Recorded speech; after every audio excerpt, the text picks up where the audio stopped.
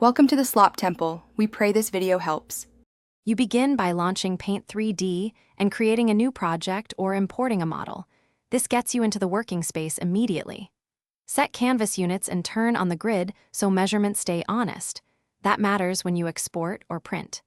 Use Snap and the ruler to lock objects quickly and switch to orthographic view to avoid perspective distortion. These steps let you control scale and position up front, so later edits are predictable and you won't need to redo basic alignment.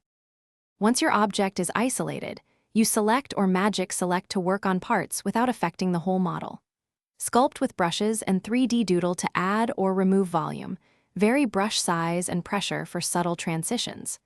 Apply stickers or textures to map images onto faces and tweak opacity for blending. Then use resize, rotate, and depth to place pieces in 3D space, and use merge or group to keep related geometry together. This simplifies transforms and preserves local edits.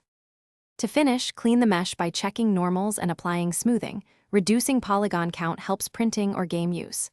Verify UVs if you used custom textures, then export as 3MF for printing or obj/FBX for broader compatibility. Embed textures when available so materials stay linked. Make sure scale is correct before export. If something goes wrong, recalculate normals and repair holes. If textures fail, re-import the original image and reassign materials. This single troubleshooting step.